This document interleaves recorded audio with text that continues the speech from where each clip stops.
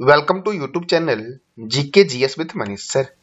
आज 22 दिसंबर 2023 है और आज की जितने भी महत्वपूर्ण करंट अफेयर होंगे वो हम इस वीडियो में डिस्कस करेंगे। इस वीडियो का पीडीएफ आपको टेलीग्राम पे मिलेगा जिसका लिंक वीडियो की डिस्क्रिप्शन बॉक्स में है। तो आइए शुरू करते हैं आज का महत्वपूर्ण करंट अफेयर। आज का पहला प्रश्न है, विश्व बास्केटबॉल दिवस कब मनाया जाता है? साथियों विश्व बास्केटबॉल दिवस मनाया जाता है 21 दिसंबर को। साथियों यहाँ से एक प्रश्न बनता है कि बास्केटबॉल में खिलाड़ी कितने होते हैं?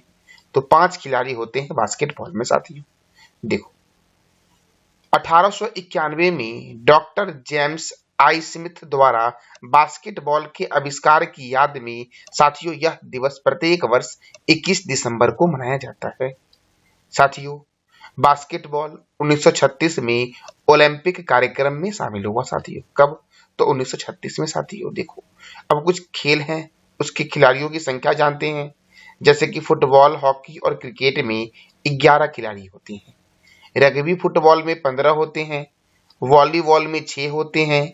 बास्केटबॉल में 5 होते हैं। बेसबॉल और खो खो में कितने खिलाड़ी होते हैं? तो 9 खिलाड़ी होते हैं। साथियों बेसबॉल और खो खो में कितने खिलाड़ी होते हैं? बेसबॉल और खो खो में तो साथियों 9 खिलाड़ी होते हैं। अगर मैं पूछूं जिम्नास्टिक में कितने खिलाड़ी होते हैं तो क्या बोलोगे? 8 खिलाड़ी होते हैं। साथियों अब जिम्नास्टिक में 8 खिलाड़ी होते हैं तो जरा सा आप बता दो कि वाटर पोलो, कबड्डी और नेटबॉल में कितने खिलाड़ी होते हैं? तो 7 खिलाड़ी होते हैं वाटर पोलो, नेटबॉल और कबड्डी में। और पोलो में कितने होते हैं? तो 4 खिलाड़ी होते हैं। साथियों और बास्केटबॉल दिवस कब मनाया गया? 21 दिसंबर को मनाया गया है। अब साथियों देखो, इस महीने के कुछ महत्वपूर्ण दिवस को भी एक बार रिवीजन कर लेते हैं। जैसे कि साथियों बीएसएफ स्थापना दिवस कब मनाया गया? तो 1 दिसंबर को मनाया गया बीएसएफ स्थापना दिवस। साथियों विश्व एड्स दिवस कब मनाया गया? 1 दिसंबर को। साथियों अंतर्राष्ट्रीय गुलामी उन्मूलन दिवस कब मनाया गया? 2 दिसंबर को। विश्व मृदा दिवस कब मनाया गया? 4 दिसंबर को मनाया गया विश्व मृदा दिवस। साथियों मानवाधिकार दिवस कब मनाया गया? 10 दिसंबर को। अंतर्राष्ट्रीय पर्वत दिवस कब मनाया गया? तो 11 दिसंबर को साथियों मनाया गया।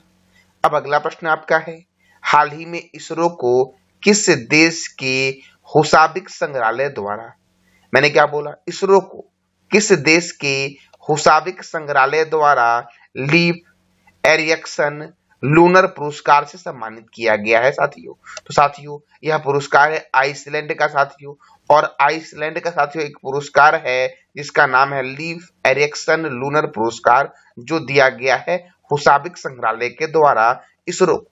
अब साथियों इसरो को दिया गया है तो क्यों दिया गया है? चंद्रयान 3 के सफल परीक्षण और सफल लैंडिंग के लिए साथियों यह पुरस्कार दिया गया है इसरो को आइसलैंड की तरफ से। साथियों चंद्रयान 3 कब लॉन्च किया गया था? चंद्रयान फर्स्ट कब लॉन्च किया गया था? और चंद्रयान सेकंड कब लॉन्च किया गया था? इस तीनों प्रश्न का जवाब देना है कमेंट बॉक्स में आपको।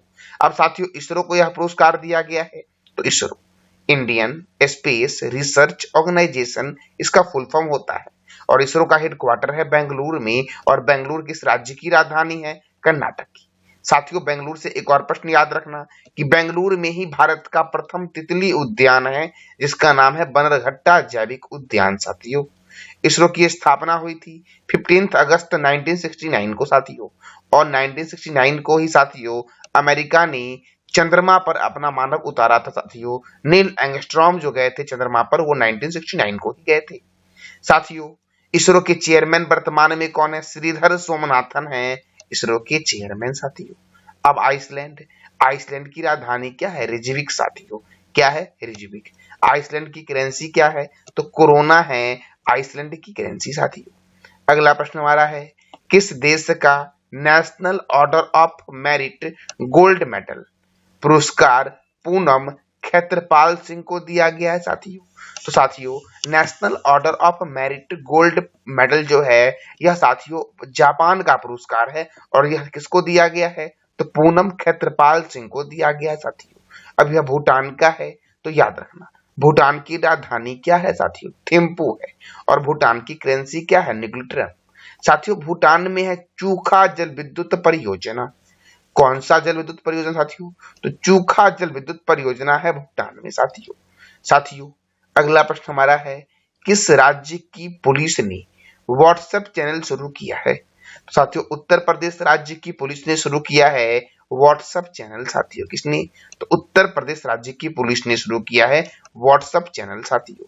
अब उत्तर प्रदेश साथियों, तो उत्तर प्रदेश के पुलिस महानिर्देशक जो है वो कौन है? विजय कुमार है। इन्हीं के द्वारा शुरू किया गया है साथियों व्हाट्सएप चैनल। अब उत्तर प्रदेश, तो उत्तर प्रदेश की कैपिटल क्या है? लखनऊ, और लखनऊ है गोमती नदी के किनारे। उत्तर प्रदेश के मुख्यमंत्री कौन है? योगी आदित्यनाथ। उत्तर प्रदेश के गवर्नर कौन है?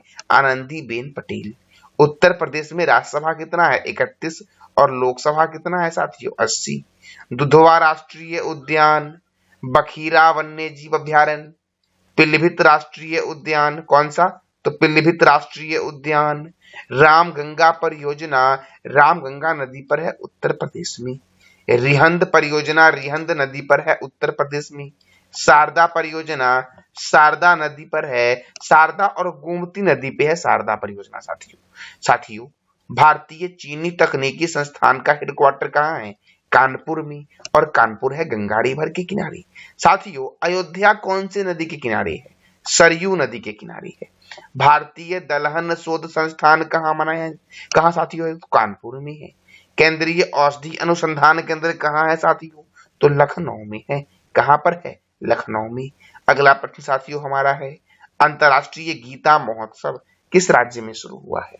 साथियों अंतर्राष्ट्रीय गीता महोत्सव किस राज्य में शुरू किया गया है? तो हरियाणा में साथियों। हरियाणा के कुरुक्षेत्र जिले में साथियों अंतर्राष्ट्रीय गीता महोत्सव 2023 का आयोजन होगा। अब हरियाणा, तो हरियाणा की राजधानी है चंडीगढ़, और चंडीगढ़ हरियाणा की राजधानी तो है ही, पंजाब की भी राजधानी है साथियों। साथियों हरियाणा के गवर्नर कौन है? बंडारू दत्तात्रेय। हरियाणा के मुख्यमंत्री कौन है? मनोहर लाल खट्टर साथियों। हरियाणा में राज्यसभा कितना है? 5, और लोकसभा कितना है? 10। कालेसर राष्ट्रीय उद्यान कहाँ है? हरियाणा में। सुल्तानपुर राष्ट्रीय उद्यान कहाँ है? हरियाणा में। छिलछिला वन्य जीव अभ्यारण्य हरियाणा में है। खापरवास वन्य जीव अभ्यारण्य किस राज्य में है? तो हरियाणा में है खापरवास वन्य जीव अभ्यारण्य। भिंडावास वन्य जीव अभ्यारण्य साथियों सौरिहंद नहर सतलज नदी पर है। नेशनल डेयरी रिसर्च इंस्टीट्यूट कहाँ है? करनाल में है। नेशनल ब्रेन रिसर्च सेंटर कहाँ है? गुरुगांव में है साथियों। बुनकरों का शहर किसे बोला गया है? पानीपत को बोला गया है। महाराजा अग्रसेन अंतरराष्ट्रीय हवाई अड्डा कहाँ है? तो हिसार में है महाराजा अग्रसेन अंतरराष्ट्रीय हवाई अड्डा साथियों। अगला प्रश्न हमारा है, हिंदी उपन्यास मुझे पहचानो। हिंदी उपन्यास मुझे पहचानो के लिए साहित्य अकादमी पुरस्कार किसे दिया गया है साथियों? तो साथियों संजीव को दिया गया है साहित्य अकादमी पुरस्कार साथियों मुझे पहचानो हिंदी उपन्यास के लिए साथियों। अगला प्रश्न हमारा है, किस राज्य के खंडवा जिले में जल महोत्सव 2023 की शुरुआत हुई है? तो साथियों मध्य प्रदेश के खंडवा जिले में जल महोत्सव 2023 की शुरुआत हुई है। कहां पर? मध्य प्रदेश के खंडवा जिले में साथियों। अब मध्य प्रदेश तो आपको पता होगा कि अभी हाल ही में मध्य प्रदेश में विधानसभा चुनाव हुआ है, तो मध्य प्रदेश में विधानसभा सीट जो है वो कितना है? 230 है, जिसमें से बीजेपी ने 163 सीटें हासिल की, इंडियन नेशनल कांग्रेस ने 66 सीटें हासिल की, और अदर को साथियों 1 सीटें मिली। साथियों मध्य प्रदेश में राज्यसभा सीटों की संख्या है 11, लोकसभा सीटों की संख्या है 29, और विधानसभा सीटों की संख्या कितनी है? 230 साथियों। मध्य प्रदेश की स्थापना हुई 1 नवंबर 1956 को, और मध्य प्रदेश की राजधानी है भोपाल, और भोपाल में ही है भोजताल झील साथियों। भोपाल में ही है राजा भोज अंतरराष्ट्रीय हवाई अड्डा। साथियों मध्य प्रदेश के मुख्यमंत्री कौन है? मोहन यादव बने हैं मध्य प्रदेश के नए मुख्यमंत्री, और मध्य प्रदेश के गवर्नर कौन है? मंगू भाई छगन भाई पटेल साथियों मध्य प्रदेश के गवर्नर हैं।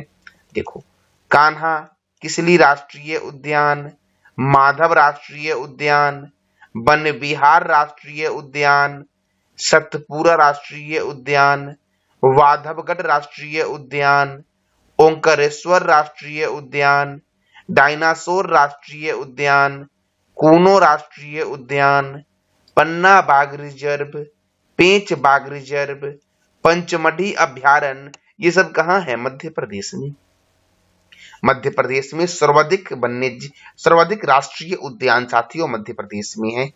गांधी सागर वन्य जीव अभयारण्य, नरसिंहगढ़ वन्य जीव अभयारण्य, सरदारपुर वन्य जीव अभयारण्य, राष्ट्रीय चंबल वन्य जीव अभयारण्य कहाँ है? तो मध्य प्रदेश में। साथियों सबसे अधिक राष्ट्रीय उद्यान जो है वो मध्य प्रदेश में है। सर्वाधिक वन्य जीव अभयारण्य जो है वो अंडमान निकोबार में है। लेकिन अगर राज्य के बारे में पूछूं तो महाराष्ट्र में सर्वाधिक वन्य जीव अभयारण्य है। साथियों राजा भोज अंतरराष्ट्रीय हवाई अड्डा भोपाल में है। देवी अहिल्याबाई होलकर अंतरराष्ट्रीय हवाई अड्डा इंदौर में। मध्य प्रदेश को सोया प्रदेश और टाइगर स्टेट कहते हैं। मध्य प्रदेश के पड़ोसी राज्य जो हैं वो कौन कौन से हैं? उत्तर प्रदेश, महाराष्ट्र, छत्तीसगढ़, राजस्थान और गुजरात। सांची का स्तूप मध्य प्रदेश में है और इसे सम्राट अशोक के द्वारा बनाया गया था। भीमबेटका की गुफा किस राज्य में है? तो मध्य प्रदेश में है साथियों भीमबेटका की गुफा। साथियों अगला प्रश्न हमारा है, मेजर ध्यानचंद खेल रत्न पुरस्कार 2023 से किसे सम्मानित किया गया है? तो साथियों आपको दिख रहा होगा ऑप्शन सी, ए और बी दोनों साथियों चिराग चंद्रशेखर सेठी और रिकी रेड्डी, सात्विक साईराज, इन दोनों को दिया गया है मेजर ध्यानचंद खेल रत्न पुरस्कार साथियों। और इन दोनों का संबंध किस खेल से है? तो बैडमिंटन से है। साथियों मेजर ध्यानचंद खेल रत्न पुरस्कार भारत में दिया जाने वाला सबसे बड़ा खेल पुरस्कार है और इसके प्रथम विजेता है विश्वनाथन आनंद। तो साथियों आपको बताना है कमेंट बॉक्स में कि विश्वनाथन आनंद को यह पुरस्कार कब दिया गया था। साथियों अर्जुन पुरस्कार की शुरुआत कब हुई? तो 1961 में हुई थी। और अर्जुन पुरस्कार जो दिया गया है वो क्रिकेटर मोहम्मद शमी को दिया गया है।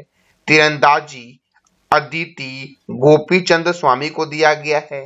एथलेटिक्स के साथियों हैं श्री शंकर एम और पारुल चौधरी, इन दोनों को भी दिया गया है। मोहम्मद हुसामुद्दीन को मुक्केबाजी के क्षेत्र में दिया गया है अर्जुन पुरस्कार साथियों। आर वैशाली को शतरंज के क्षेत्र में दिया गया है। ओजस प्रवीण देवताले को तीरंदाजी के क्षेत्र में दिया गया है। अनुष अग्रवाल घुड़सवारी हैं, इनको भी दिया गया है अर्जुन पुरस्कार साथियों। दिव्य कीर्ति सिंह को घुड़सवारी के लिए दिया गया है। दीक्षा डॉगर को दिया गया है गोल्फ के लिए साथियों अर्जुन पुरस्कार दिया गया है। साथियों कृष्ण बहादुर पाठक को हॉकी के लिए, पुखराम बम सुशीला चानू को दिया गया हॉकी के लिए, पवन कुमार को कबड्डी के लिए, ऋतु नेगी को कबड्डी के लिए, नसरीन को खो खो खेल के लिए। और खो खो में कितने प्लेयर होते हैं? 9। साथियों कबड्डी में कितने होते हैं ये बताना है कमेंट बॉक्स में आपको कि कबड्डी में कितने खिलाड़ी होते हैं। पिंकी को दिया गया है लॉन बॉल्स के लिए साथियों ऐश्वर्य प्रताप सिंह तोमर को शूटिंग के लिए दिया गया है। ईशा सिंह को शूटिंग के लिए दिया गया है। हरिंदर पाल सिंह सिंधु को स्क्वैश खेल के लिए दिया गया है। अहिका मुखर्जी को टेबल टेनिस के लिए दिया गया अर्जुन पुरस्कार। इलूरी अजय कुमार रेड्डी को ब्लाइंग क्रिकेट के लिए दिया गया है साथियों अंतिम को दिया गया है कुश्ती के लिए। नौरेम सोरीबीना देवी को दिया गया वुशु खेम के लिए। शीतल देवी को दिया गया है पैरा तीरंदाजी के लिए। सुशील कुमार को दिया गया है कुश्ती के लिए और प्राची यादव को दिया गया है पैरा कनोइंग गेम के लिए साथियों अर्जुन पुरस्कार 2023। साथियों अर्जुन पुरस्कार की शुरुआत कब हुई? 1961 में हुई। तो ये था आज का हमारा महत्वपूर्ण करंट अफेयर। कल मैंने आपसे 2 प्रश्न किया था। प्रश्न हमारा था संप्रीति थल सैनिक अभ्यास भारत और किस देश के बीच होता है? तो बांग्लादेश के बीच। और दूसरा मैंने प्रश्न किया था कि हाल ही में किस देश ने पहली बार अंडर 19 एशिया कप जीता है? तो बांग्लादेश ने ही जीता है पहली बार अंडर 19 एशिया कप साथियों अब बांग्लादेश ने जीता है तो बांग्लादेश की राजधानी क्या है? ढाका। करेंसी है टाका। प्रेसिडेंट है मोहम्मद शहाबुद्दीन। प्राइम मिनिस्टर है शेख हसीना। संप्रीति थल सैनिक अभ्यास भारत और बांग्लादेश के बीच होता है। बंगबंधु स्टेडियम ढाका में है। बांग्लादेश के संसद का नाम क्या है? जातीय संसद और रूपपुर परमाणु ऊर्जा संयंत्र कहाँ है? तो बांग्लादेश में है। साथियों, आज का आपका 2 प्रश्न है जिसका जवाब देना है कमेंट बॉक्स में आपको। अंतर्राष्ट्रीय गीता महोत्सव किस राज्य में शुरू हुआ है? और दूसरा प्रश्न हमारा है, किस देश का national order of merit gold medal पुरस्कार पूनम क्षेत्रपाल सिंह को दिया गया है? तो इस दोनों प्रश्न का जवाब देना है कमेंट बॉक्स में आपको। ये था आज का हमारा महत्वपूर्ण करंट अफेयर। जानकारी अच्छी लगी तो चैनल को लाइक करें, शेयर करें और सब्सक्राइब करें। धन्यवाद।